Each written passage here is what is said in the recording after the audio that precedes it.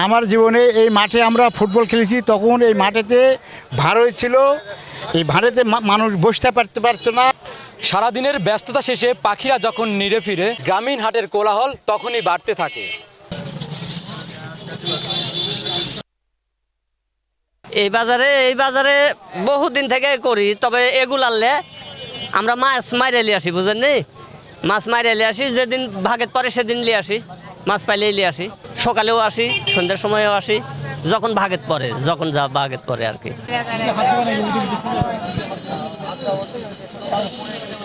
কিনে নাম ওই হলো 40 বস্তা করতে, আটাগঞ্জ, আত্মারা, ভনীগঞ্জ, হামি করছে।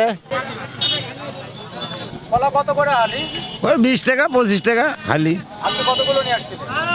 ওই এক ভার না, আমি এমনি পাকাই, মেডিসিন নাই। হ্যাঁ, নতুন একটা মাছ এসছে বাজারে, এটা আরের মাছ। তো আমার মেয়ে আবার বলছিল একটা বড় মাছ নিয়ে এসো আব্বু, তো ভাবলাম মাছটা নিয়ে যাই। এটা 600 টাকা।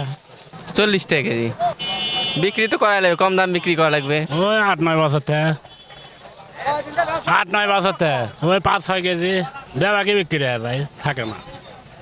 বয়স বাড়ে কিন্তু বন্ধুত্ব স্মৃতি কখনো হারিয়ে যায় না। সেই বন্ধুত্বের স্মৃতিকে, সম্পর্ককে মলিন করে রাখতে আজ কয়েকজন বসে আছে, ঠিক তাদের সাথে কথা বলবো গ্রামীণ জনপদের বাজারে তাদের জীবন কাঠামোর গল্প নিয়ে।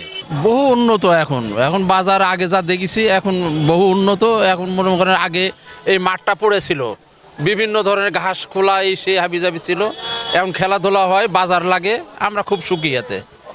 আমার জীবনে এই মাঠে আমরা ফুটবল খেলেছি, তখন এই মাঠেতে ভাড় হয়েছিল, এই ভাড়েতে মানুষ বসতে পারতো না। আজ থেকে মনে করেন যে 15-16-18 বছর আগে আমরা এখানে আলু হাঁটা, পেঁয়াজ হাঁটা লাগাচ্ছি। লাগানোর পরে সকাল বিকেল বাজার আমরাই তৈরি করেছি। তৈরি করার পরে এখন সকাল বিকেল বাজার এই মানুষ ছাড়াই বাজার চলে না। হাট বা মাছ, তরি তরকারি সবসময় সকাল বিকেল এই বাজারে পাওয়া যায়। এখন বাজার অনেক উন্নত হয়ে গেছে।